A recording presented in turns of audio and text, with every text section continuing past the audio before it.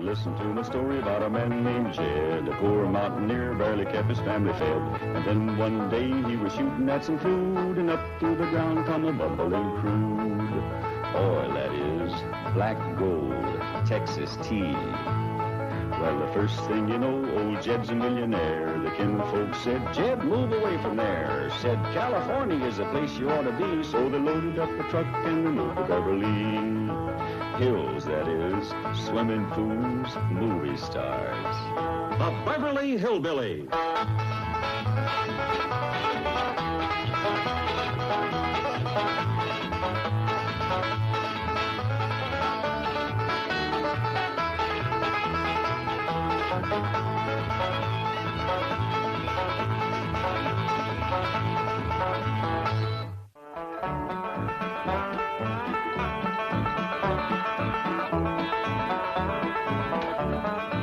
Well, how's it look to you, youngins? Larfing, pal. Elvin me sure like it better than that old mansion. Yeah, I reckon Granny's gonna feel the same way about it. Well, not me. Give me city living anytime. Well, we ain't got things in working order yet. Did you fire the pump? Yes, sir. Lay a fire in the fireplace? Yes, sir. Well, now, I want you to go out and get some wood and lay it by, because the first thing Granny's gonna want to do is start cooking. Yes, sir. And bring them guns and put them up on a wall in there. The place won't seem like home to Granny without them guns on the wall. I'll take care of that right away, Uncle Jed. Ellie Mae, we'll leave the pots and pans to you. Yes, sir, pal. Mr. Clampett! Mr. Clampett! Oh, morning, Miss Drysdale. What is this? Well, there's a cabin, just like the one back home. But this is Beverly Hills. You have a mansion. Why do you want this? It's a surprise for Granny. You see, today is her birthday, and she's been kind of homesick for the hills lately. Then why don't you take her back to the hills? Well, we was going to do that, but your husband was dead set against us leaving. Milburn? Yes, ma'am. He's the one that thought of bringing his cabin here. Milburn? Yes, ma'am. He had one of them movie companies to build it. He'll pay for this. Yes, ma'am. He already had. What? Well, I tried to argue him out of it, but he said it was his birthday present to Granny.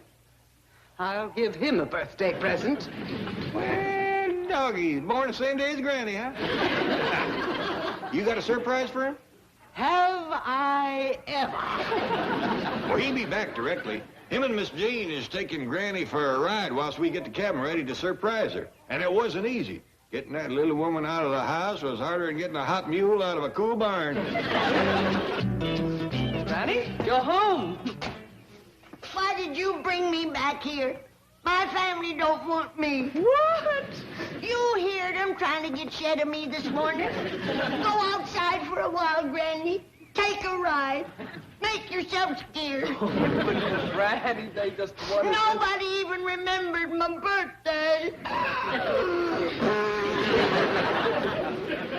I'll go around to the kitchen and put the candle to the cake. Right. Now, Granny, I'm sure your family wouldn't forget your birthday. Did you hear anybody say happy birthday? No, but... Did you see anybody give me a present? No, but... As much as one little old posy to pin on my dress? No, but... A single crumb of a birthday cake with candles on it? Or hear my kinfolk singing to me? No, but... Oh, here comes Mr. Clampett. I'll bet he has something in mind. Yeah, how to get rid of poor old wore-out, useless Granny, that's what. Yeah, Granny, see, they bring you back. Now, we got a little surprise for you, but first off, we want you to put on this here blindfold. Ah, they're fixing to fire and squad me. You're gonna stand me up against a wall and shoot me. You hush that kind of talk. Here are the guns, Uncle Jed. Now, here, you darn fool. Take him around back. Well, you didn't say which wall. Quiet and down, put on his blindfold, and come around back with us. No, at least give me a running start to make it to the head. Jethro, give me them guns and go fetch your Granny back. Oh, well. The surprise when she sees the cabin will be worth all this. Yeah, I reckon so. Oh, speaking of surprises, Miss Drysdale wants you to come right home. She's got one for you. Oh, wonderful. I put Granny in yonder and told her not to take off the blindfold till she heard the signal. What's the signal? This here? They got me. They got me. It took them 2 shots, but they got me.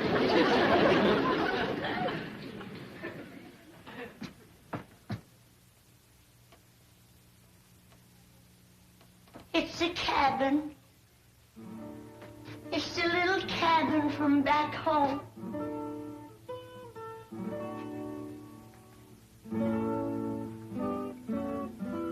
I've done went to heaven. Thank you. It's just like I always hoped it would be. I want that horrible shack demolished. Oh, you can do better than that. Try happy birthday. Milburn, have you no civic pride, no sense of social responsibility, placing that monstrosity in the very center of Beverly Hills? Well, it's just till Granny gets over her homesickness. Believe me, it's a temporary thing. Now, come on. Is that a promise? The cabin is only temporary? Well, it's just a surprise for Granny's birthday. Now, remember, say nice things. Keep my lodger's depositor happy. You are obsessed with money. Money, money, money, money, money. That's it. Say nice things. This thing's commencing to look like a brush fire. Yeah, when you get to be Granny's age, you can pretty near bake a cake without an oven. Oh, good. Here come Mr. and Mrs. Drysdale. Fine. I kind of think they ought to be the first ones in, toting the cake. Ellie Mae, what's Granny doing? Just sitting there rocking with a happy look on her face. When the saints come marching in, when the saints come marching in, oh, it's nice to be here in heaven when the saints come marching in.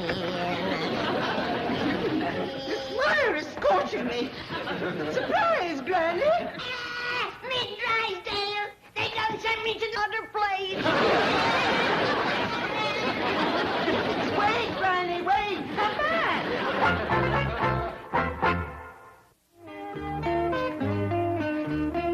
Greetings, wealthy-type people.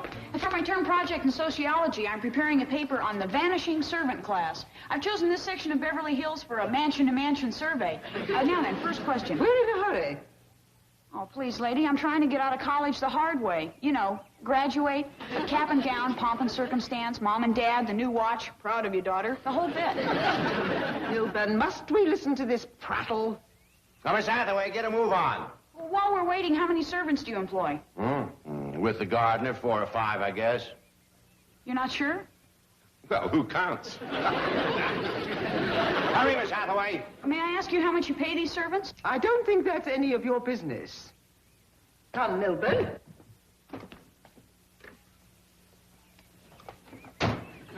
Did you employ more or fewer servants 5 years ago? Did you pay them more or less than now? Did you operate a guillotine during the French Revolution?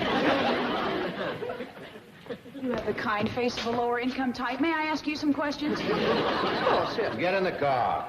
Right, Chief? Sorry, miss. When Mr. Drysdale cracks the whip, I must obey. Do you find that automation and labor-saving devices are replacing the servant to the extent that it affects the labor pool of qualified domestic workers? One question answered out of 103. Well, that's the best I've done yet. Well, howdy there, little lady. Hello. Do you do the gardening here? Well, I do some of the gardening and lots of other things besides. Place this size keeps me and my whole family busy. Oh, there's a family of you. How many? 4, Granny, today's her birthday, and Ellie Mae, Jethro, and me. 4 of you? To take care of a place this size? Well, don't look like much, but that's a 35-room house there, and that has about 9-10 acres of ground besides. Fantastic. How much does Mr. Drysdale pay you for this? Well, he don't pay us nothing. Nothing. No, ma'am. We don't expect him to. Why, if it wasn't for Mr. Drysdale, we'd all still be back in the hills. It was him that fixed it so we could live on his grand estate. But he pays you no money for the work you do? Is he supposed to? Oh, I want to ask you and your family a lot of questions. Can we go inside and talk? Well, they ain't in the mansion. They's in the cabin around back. Follow me. A cabin? In Beverly Hills? A cabin in Beverly Hills. Young lady, this here's my family. Here's Granny and Jethro and Ellie Mae. Howdy. Tobacco Road on Crestview Drive. I don't believe I caught your name. Jennings, Virginia Jennings. Well, come on in, set a spell. This is your house? Well, strictly speaking, it belongs to Mr. Drysdale, but he had it put here first. He's a mighty nice man. Yeah, I'm all choked up. Granny, this young lady wants to ask us some questions. That's the way for young folks to learn. Jethro, you like the fire under my soap kettle. Yes'm, Granny. Ellie Mae, you fetch the lye in the rendering. Yes'm, Granny. Granny, you hadn't ought to be making soap on your birthday. Got to, Jed. We're plumb out. You mean you have to make your own soap? If I wanted, I do. Well, can't you just get it from the Drysdales? Oh, shucks, no. They use that fancy store-bought stuff. Much too highfalutin for folks like us. Sure. My sociology professor will never believe this. Fireplace don't draw too good, Granny. Jed, I'm so grateful to have a fire to cook over again that I don't mind breathing a little smoke. Haven't you had a fire before now? Out here in California, no ma'am. Not since we left the hills, pretty near 2 years ago. Hope you stay and share victuals with us, ma'am. That's a fine-looking mess of dandelion greens Granny's a-cooking. Ellie and me picked them from Miss Drysdale's yard last night. She caught us. Oh, was she mad, turned the hose on us. Picking dandelions out of her yard? Oh, not that she wants them for herself. Oh, no. Greens ain't good enough for Banker Drysdale's table. They have to have store-bought, butcher-cut, paper-wrapped meat every day. Now, Granny, you got to remember the Drysdales is high muckety-muck society folks. Next to them, we's rough as cobs. What do you eat, Granny? Oh, grits and greens, a little side meat now and then, and a scrawny California rabbit if Jed goes out hunting. Now, Granny, don't be poor, Martha. You know that when Cousin Pearl sends us a package of food from back home, ain't nobody in Beverly Hills eats better. What does your cousin Pearl send you? Oh, the best of everything. Crawdads, catfish, salted down possum. We was hoping for some fresh-laid eggs, but Miss Drysdale says we have to get rid of our chickens. Granny, your soap kettle's ready. Should I light the fire? Not until I check the wind, Ellie. If it's blowing over toward the Drysdales, we better hold off. The smell of Granny's soap cooking just naturally drives that woman into a rage and fury. This whole situation is an incredible anachronism. It's medieval Europe. It's feudalism. It's serfdom. You are vassals enthralled to a liege lord. How can this despicable anomaly exist in an enlightened 20th century America? Dogger, did you ever hear such big words come out of such a little girl? Well, May, if you went to school, you could talk like that. You never went to school? Oh, not more than a day or two. In your whole life? That's right. Granny, may I come back later today? You betcha. We're gonna fire up my birthday cake again and open up my present. I'd like to bring a camera, a tape recorder, and a sociology professor. Well, now, I can't let you give me no camera or recorder, but I will take a look at that sociable profession. It's the truth, Professor. He's the president of this bank. Now, Virginia, let's be realistic. Mr. Drysdale is a community leader, a respected man, a responsible citizen. A feudal lord, that's what he is. And the Clampetts are his serfs, his vassals. They live in a little shack on the grounds of his estate. They have to poach dandelions from his lawn in order to eat. They'd starve if their family didn't send them food packages from back in the hills. Let's keep our voice down, shall we? Professor Graham, I have found a family living in virtual bondage in the very center of the wealthiest section of the wealthiest city of the wealthiest country in the world. They face poverty, pestilence, famine. Jimmy, lower your voice. The four horsemen of the apocalypse are riding the boulevards of Beverly Hills, and he wants me to lower my voice. I say, let's storm this Bastille. Let's liberate the prisoners of the tyrant Drysdale. Let's show him this is the land of the free and the home of the brave. Let's get out of here. Down with Drysdale and Desmond! Yeah, let's get him. Oh, Margaret, will you change records? I've listened to you sing the hillbilly blues and it's coming out of my ears. But I put the cabin where no one can see it.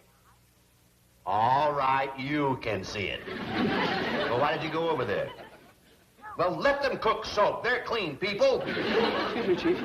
The young lady who was up at the Clampett mansion is here with the sociology professor. They demand to see you. What about?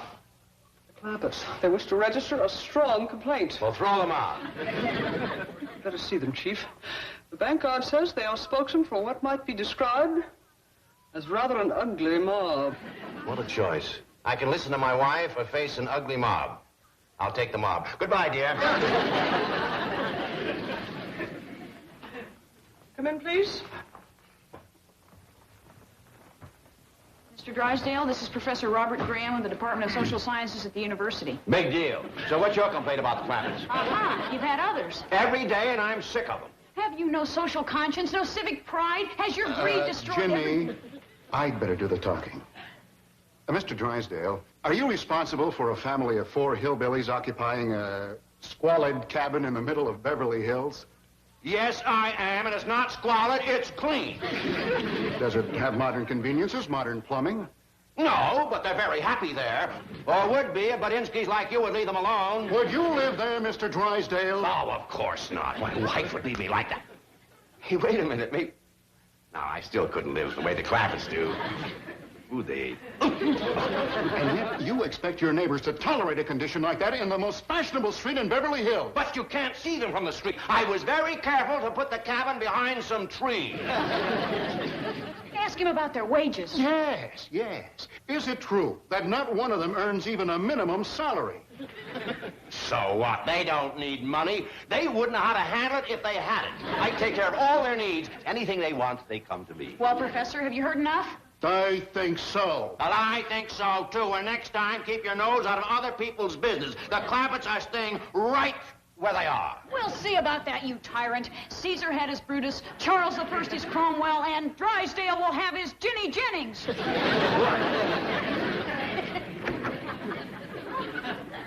What a couple of ding-a-lings they are. What a magnificent mansion. Take a good look, Professor. And then I'll take you around back and show you where the Clampetts live. The poor people who take care of this beautiful estate. That lawn, it's like a carpet. Watered by the tears of the oppressed. Clipped by toil-worn hands. Now, Ginny, save it for your term papers. Is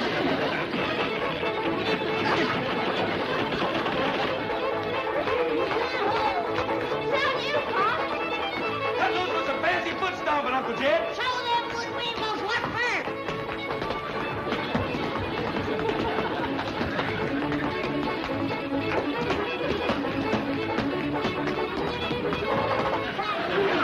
I don't know about you, but I'm as thirsty as a hound chased fox. Me too. I danced me up a parched throat, too. Me too. Same here. Yeah, Drew, I thought you primed this pump. Didn't do no good. Mr. Drysdale forgot to connect the water. Well, take this bucket and fill it from one of them hose spigots outside. Yes, sir, Uncle Jed. Well, there it is. Why, it's even worse than you described it. You know they didn't even have fire until today?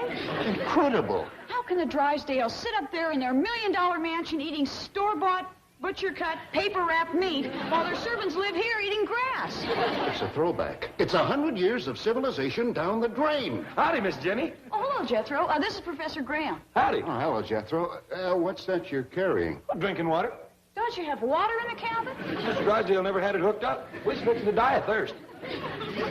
Come on inside. It's Granny's birthday, and we's having a square dance. Isn't that magnificent? Starving, dying of thirst, and they can still dance. The flame of the human spirit is hard to extinguish. Inspired by courage like that, we shall lead these people to freedom. Go on, Granny!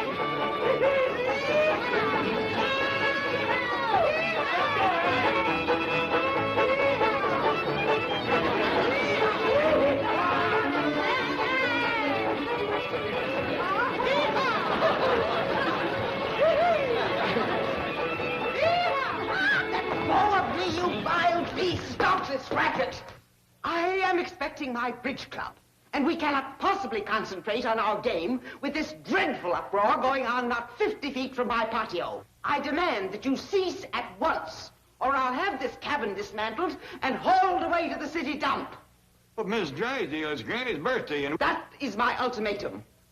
Terminate this cacophonous din instantly and permanently, or else. Jed, does that mean we can dance or we can't dance?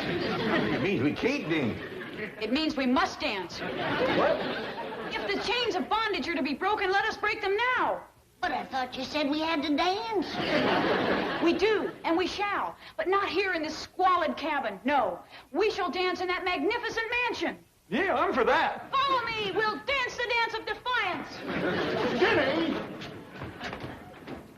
Granny, you ever hear that dance? No. But if I can watch her for a minute or two, I'll be able to pick it up. Everybody, we're getting too crowded in here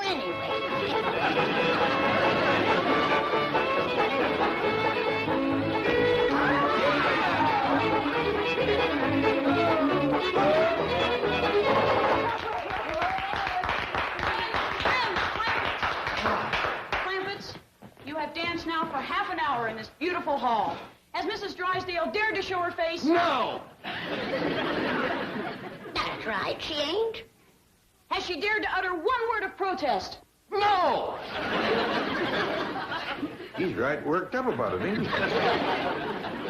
Now you see how the tyrant quails in the face of courage. You have danced the dance of defiance and your fetters are broken. Doggone it, mine feel like it. Clampets, now you must press on to ultimate victory. You must not return to that cabin. You must sleep here tonight. You must eat here tonight. I'm for that. I've been for it all along. Jethro, noble Spartacus, you shall lead your people to happiness. Hot diggity dog! You heard her! Head for the kitchen! Come on, folks, join us for supper. Shall we? No. We have ignited the torch of liberty, but they have won the battle of freedom. You're right. To them alone belong the fruits of victory. Right. Store-bought, butcher-cut, paper-wrapped meat.